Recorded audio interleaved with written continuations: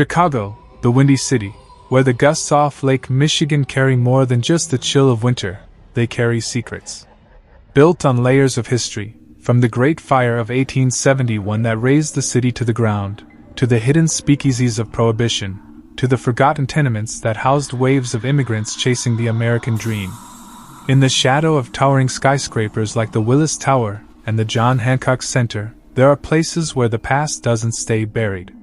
One such place is the Blackwood Towers, a 42-story monolith of glass and steel in the heart of downtown, overlooking the bustling Michigan Avenue and the serene expanse of Millennium Park. Erected in 1998 on the site of what was once the Blackstone Tenements, a crumbling apartment block from the early 20th century, Blackwood was meant to symbolize renewal. Developers poured millions into it, attracting young professionals, wealthy retirees, and ambitious millennials with its state-of-the-art amenities, a rooftop pool with panoramic views, a 24-hour gym, and elevators so smooth they felt like gliding through air. But from the start, there were rumors. Construction workers spoke of tools vanishing, shadows moving in unfinished hallways, and an inexplicable cold spot in the elevator shafts. The architects blamed it on the infamous Chicago wind seeping through cracks, but the old-timers knew better. The Blackstone had burned down in 1956, claiming 47 lives in a blaze that started from a faulty heater and spread like Judgment Day. Bodies were pulled from the rubble, but some were never found, trapped in the collapsing structure, their screams echoing into eternity. The elevators were the heart of the building. 3 in total, A for the east wing, B for the west, and C, the middle one, the express. It was faster, quieter, with mirrored walls that reflected your every doubt back at you. Residents loved it for its efficiency, until the stories began. It started subtly, a ding on a floor not pressed, doors opening to empty hallways that felt off. Then came the whispers. And finally, the sightings. They called it the Phantom Floor. A level that didn't exist on any blueprint, button panel, or fire escape plan. It appeared randomly, mostly at night, pulling riders into a limbo where time warped and the dead waited. This is the story of those who rode Elevator C and stepped off where they shouldn't have. It's a tale of horror woven into the fabric of modern America, where ambition blinds us to the ghosts we build upon.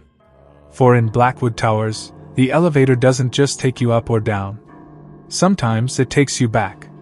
Alex Rivera arrived in Chicago in the fall of 2002, fresh from NYU's business school, with a job at a top investment firm on LaSalle Street. At 26, he was the epitome of the post-9/11 go-getter, sharp suits, BlackBerry in hand, eyes on the prize. The city was rebuilding its spirit, and so was he. Blackwood Towers caught his eye in a real estate ad, luxury living at a steal for the up-and-coming. He signed the lease for apartment 2804 without a second thought. The move-in was seamless. The doorman, an older gentleman named Harold with a thick Chicago accent, helped with the boxes. "Welcome to Blackwood, Mr. Rivera. Best views in the Loop. Just watch out for Elevator C after dark. Folks say it's got a mind of its own." Alex laughed it off. "Superstitions? In a brand new building?" Harold shrugged, his eyes distant. "New building, old ground. Anyway, enjoy." That first week was a blur of orientations and late nights. Alex thrived on the energy, the honking taxis below, the L train rumbling in the distance, the glow of the city lights filtering through his floor-to-ceiling windows. He barely noticed the elevators, always opting for C because it was quickest. It happened on a Thursday, just past midnight. Alex had closed the deal over steaks at Gibson's Steakhouse, the kind that came with a fat bonus. Buzzed on whiskey and success, he swiped his key fob in the lobby and stepped into Elevator C. The doors closed with a soft chime, and he pressed 28.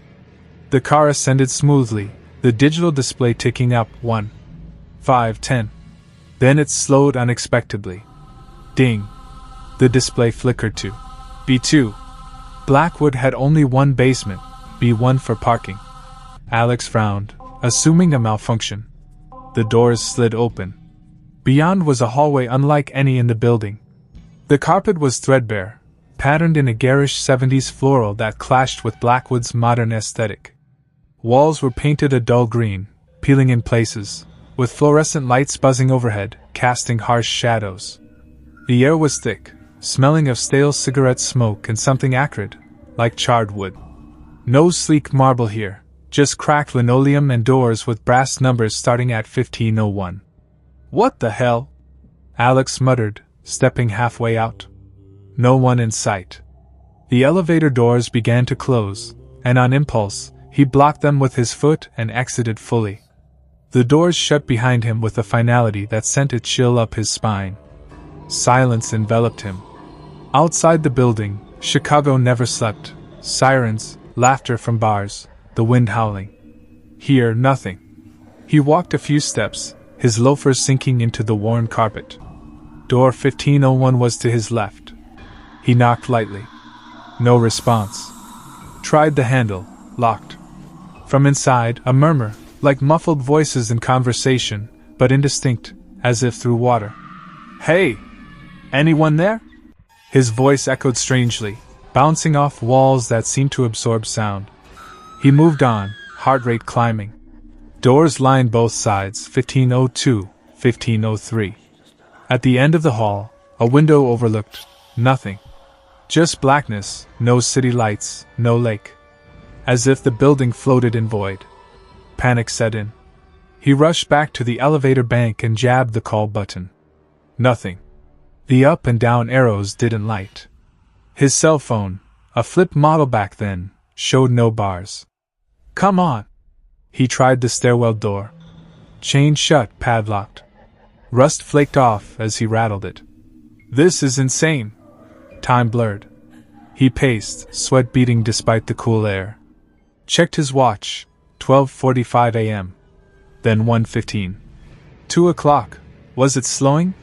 The whispers grew, now from multiple doors, like a chorus of arguments, cries, laughter. One voice stood out, a child's, singing a nursery rhyme in a language he didn't recognize. Finally, after what felt like eternity but his watch claimed was only 2 hours, the elevator dinged. Doors opened. Empty. Alex lunged in, slamming the close button, then one for lobby. The card descended, display normal now. Harold was at the desk, reading a newspaper. "Back so soon, Mr. Rivera? You look rough." Alex gasped. "What floor is B2? I got stuck there." Harold's face paled. "No B2 here. Only B1. You sure?" Alex described it. Harold nodded slowly. "Heard stories. Old tenants from the Blackstone days. Fire trapped him. Sometimes the elevator remembers."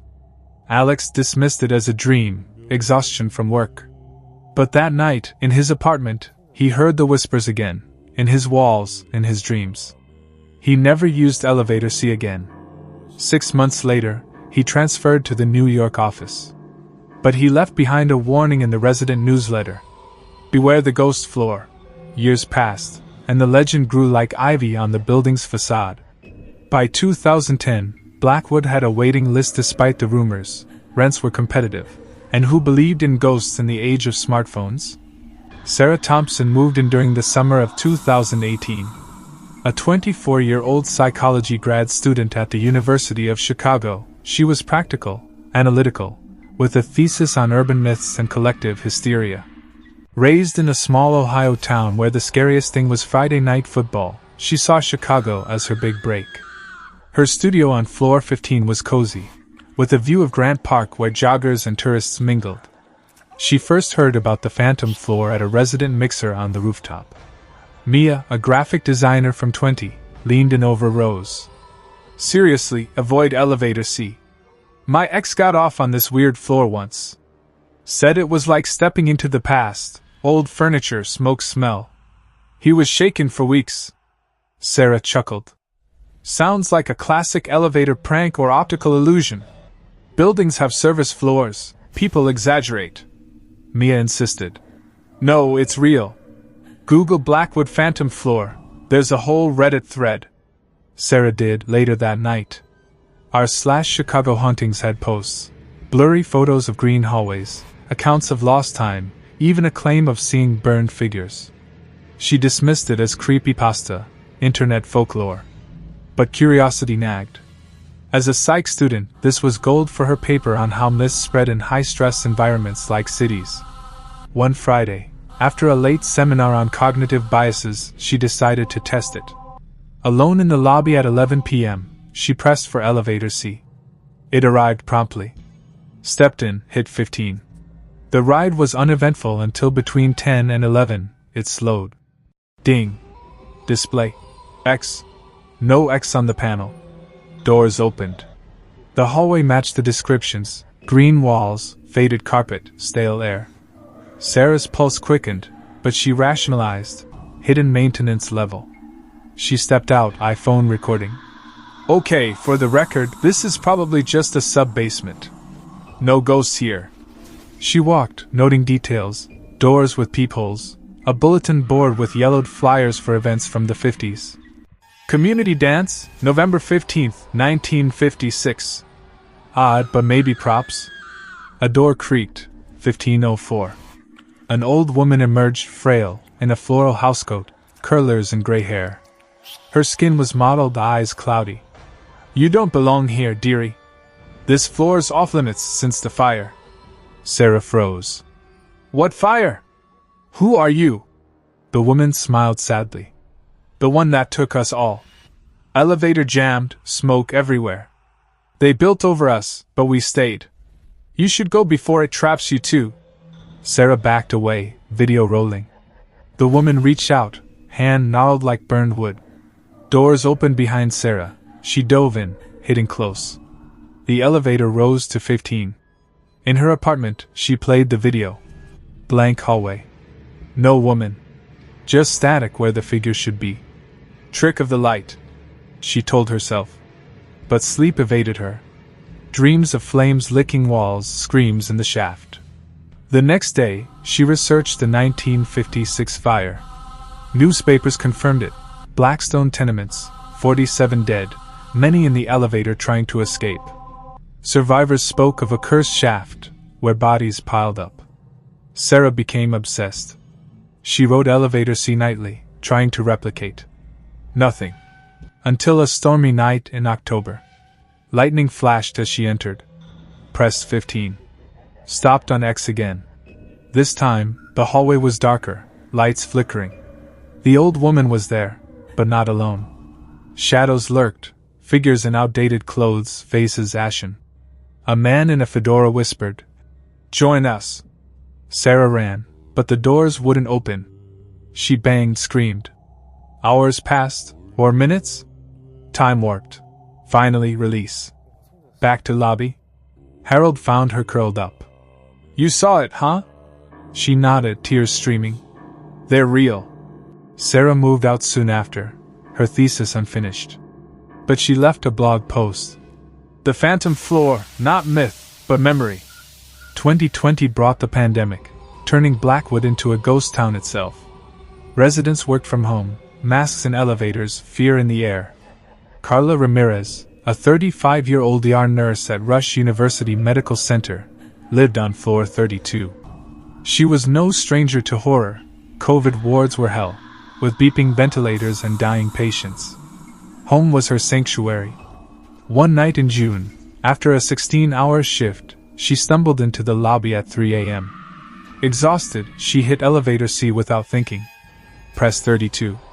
The car rose, but stopped abruptly. Ding. Display. Phantom. Carla peered out. The green hallway, smoke sent stronger. She stayed inside, instinct screaming danger. But curiosity won a peek. Shadows moved, people huddled coughing, eyes wide with terror. A man in 50s attire looked at her, mouth forming. Help us! His skin blistered, as if from fresh burns. Doors closed. Carla gasped, crossing herself. Dios mío! Back home, she researched. Found Sarah's blog, Alex's warning. Called maintenance the next day. Elevator C is glitched. The engineer, Jake, laughed. Old tales. It's fine. But Carla avoided it. Until another night, power outage from a storm. Backup generators kicked in, but elevator C acted up. She had no choice, stairs too far. It stopped again. This time, hands reached from the shadows, cold fingers brushing her arm. "Stay with us," a voice rasped. She fought free as doors shut. From then on, she took stairs, legs aching from shifts. Carla's story spread in the building's Zoom meetings. "It's not just a glitch. It's them, the dead." Jake Harlan, Blackwood's head maintenance man since 2005, was a no-nonsense guy from the South Side. At 48, he'd seen everything: leaky pipes, electrical shorts, tenant complaints. Ghosts? Bull. In 2022, calls about elevators he piled up. Stuck between floors. Weird stops. He got a work order for inspection. Up in the machine room, atop the building, he checked the controls. All normal. But peering down the shaft with a flashlight, he saw the car stopped oddly. Display reading X on the internal monitor. Son of a... He reset the system. Car moved. That night, alone in the basement, he heard knocking from the shaft. Faint, rhythmic. Like someone trapped. He opened the access panel. Darkness. Then a whisper. "Let us out." Jake slammed it shut, heart pounding. "Win," he muttered. But the knocking continued nightly. He started drinking, confiding in Harold. "It's like they're calling." Harold nodded. "The fire victims. Elevator was their tomb." Jake quit a month later, moving to Florida. His parting words: "That shaft's haunted. Don't go near it." By 2023, the phantom floor went viral. TikTok challenges. Ride Blackwood's haunted elevator. Reddit AMAs with survivors. YouTube ghost hunters snuck in. Emily Harper, 28, true crime podcaster from Brooklyn, saw opportunity. Her show, Dark Corners, had 500K subscribers. "Chicago's got a real one," she told her producer. "I'm going in." She booked an Airbnb on floor 22 via a resident contact. Arrived with gear, EVP recorders, thermal cameras, spirit box. First night, she rode C multiple times. Nothing. Posted teasers. Second night, 2 a.m. Storm raging. Entered C, pressed 22. Stopped on X. Emily stepped out, live streaming. "Holy shit, guys, this is it. Green walls, old carpet. Smells like a fire pit." She explored, heart racing. Doors creaked. Whispers swelled. The old woman appeared. "You're not the first." Emily questioned her. "Who are you? What happened?" "The fire. November 56. Elevator stuck between floors. Smoke filled it. We choked, burned. The new building trapped our souls in the shaft. It opened sometimes, pulling the living in. More figures emerged, men, women, children, clothes singed, skin charred. A girl clutched a doll, eyes hollow. "Play with me?" Emily retreated. Elevator waited. But as she entered, it descended instead, to deeper darkness.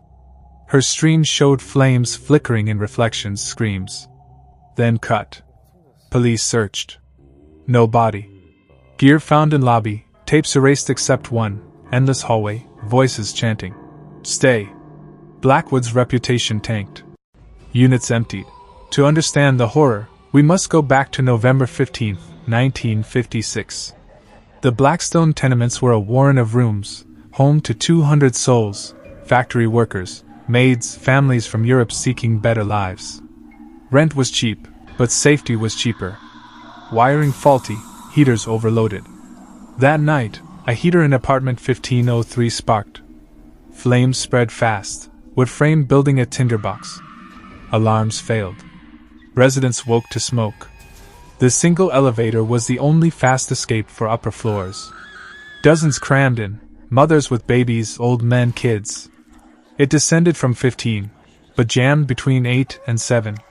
Doors stuck. Smoke poured in through vents. Screams echoed. They banged, pried. Firefighters arrived, but the shaft was an inferno. Bodies piled as people suffocated. 47 died that night, 22 in the elevator. The site was razed, But rumors persisted, ghosts in the rubble.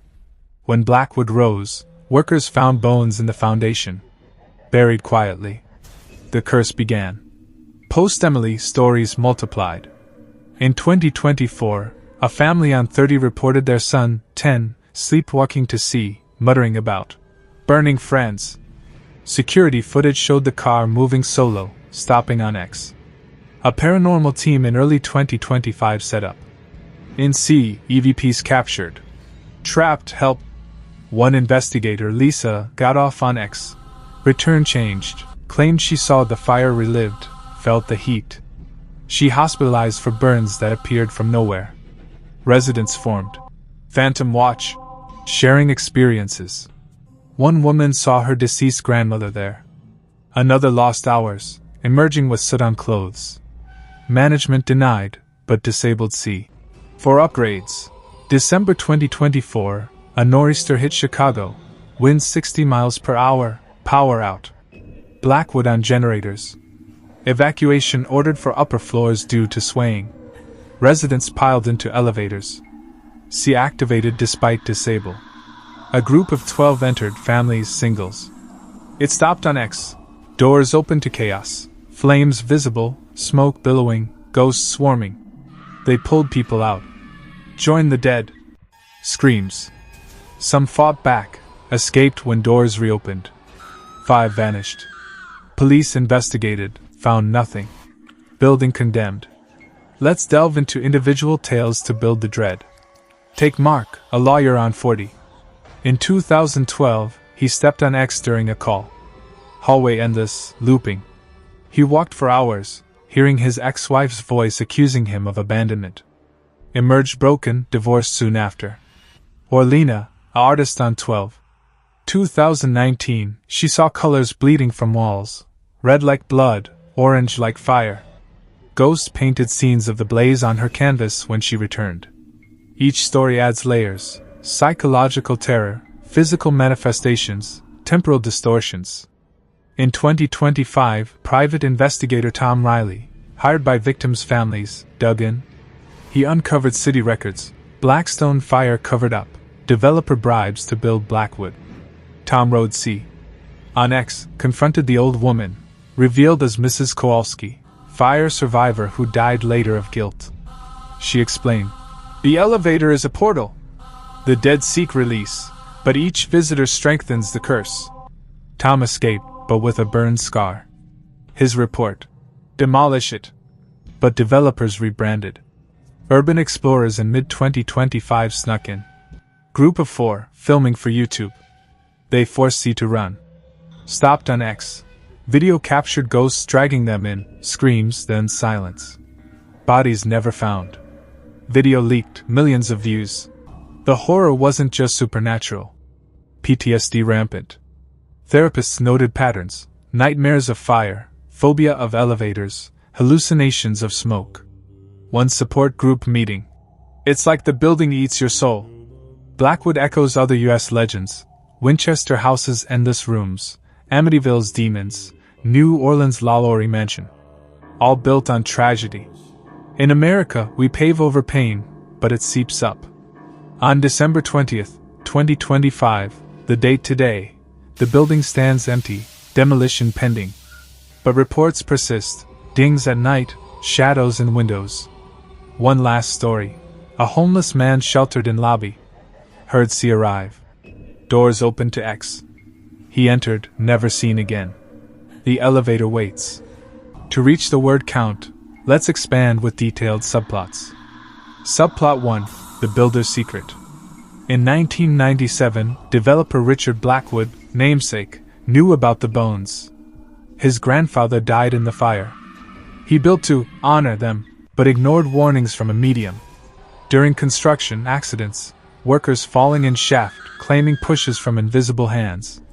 Richard disappeared in 2000, last seen in C.